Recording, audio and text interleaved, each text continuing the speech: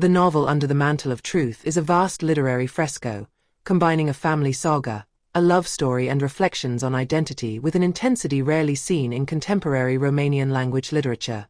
The book opens the doors to a fascinating world. The La Vega family, one of those Spanish aristocratic families that seem to be detached from legends, with deep roots, unwritten rules and an aura of mystery that hovers around them. However, the true strength of the novel lies not only in the grandiose setting, but in the contrast between the rigid tradition of de la Vega and the free, rebellious and vulnerable spirit of Lia, the protagonist from an orphanage in Romania. The author manages to connect these two worlds through a dense narrative thread, which alternates between personal destinies and family intrigues, between love and duty, between past and future. The result is a novel that breathes in several registers: historical, romantic, psychological and, sometimes, even political. The text begins with a prologue of great amplitude, almost theatrical, in which the reader enters the universe of the de la Vega family. In Barcelona, hidden by cypresses and reddish stone walls, the family villa becomes not only a physical space, but a symbol of an old heritage, loaded with tradition and heavy silences. Patriarch Mateo de la Vega, former soldier, diplomat and bullfighter, represents the embodiment of old Spanish values: honor, courage, sacrifice. Isabel, his wife, brings another dimension: scenic beauty, artistic sensitivity, but also the discretion of a woman who knows how to build a family empire from the shadows. The prologue has the merit of immediately establishing the tone of the novel, a solemn, dense, almost ritualistic one. The reader feels that he is entering a story that transcends individual biographies and turns into a meditation on heritage, identity, and the power of silences. However, at the same time, the prologue discreetly introduces the element of tension. The appearance of Lia, the girl from Romania, with her disarming freedom, capable of shaking the rigid order of de la Vega to its foundations. What is striking is the way in which this chapter not only narrates a reunion, but also loads it with symbols. The kiss requested by Darius, "Kiss me one last time and then look me in the eye," becomes a moment of crossroads, a ritual of separation and confirmation at the same time. The novel is not afraid to explore intimacy in detail, with a delicate sensuality that never falls into vulgarity, but does not hide behind metaphors either. A double narrative axis. Throughout the novel, as the table of contents suggests, the story unfolds on two main axes. The saga of the de la Vega family, with all its intrigues, rules and shadows.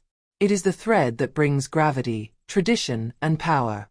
The destiny of Lia, a free woman, a courageous journalist, who refuses to be reduced to a piece in an aristocratic game. Between these two axes, a third element appears: Catalina, Lia and Javier's daughter.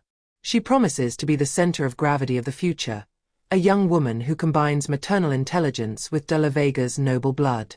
Chapter 14, Catalina's Dream, and Chapter 16, Catalina's First Mission, suggest an interesting evolution towards a literature of formation, Bildungsroman, in which the emphasis shifts from the parents' love to the daughter's maturation.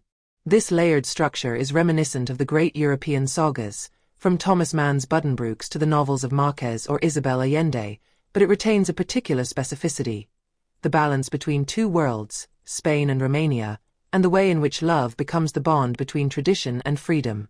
Anul dintre punctil forte ale Romanului este stilul. Autorul ro phrasa densa, cu multimagini sio tonalitate uniori poetica. Prologul de exemplu, our ritmal unui poem in prosa, cu phrase ample, cadentate, in care repetitial, familia de la Vega nu era perfecta. A fost sgaduita de tradari, der tentate, de pierdere griel. Da niciadota nu a fost in franta.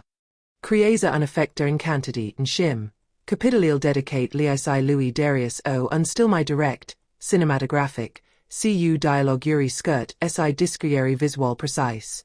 Asiasta alternanta inter solemnitate si int imitate, inter phrase lungi si phrase skirt, de dynamism Romanului si empirica monotonia. Traditia versus libertatia. Familia de la Vega representa tricutal, regulil, ditoria. Lia representa libertatia, curigil si puteria de sfida conventual.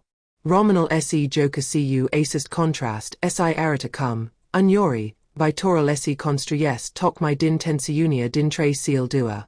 Iuberia ca forta transformator.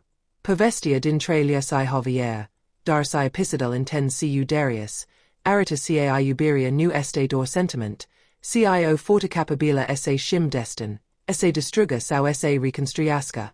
Mostaneria si identitatia, Catalina divine central assestui joc.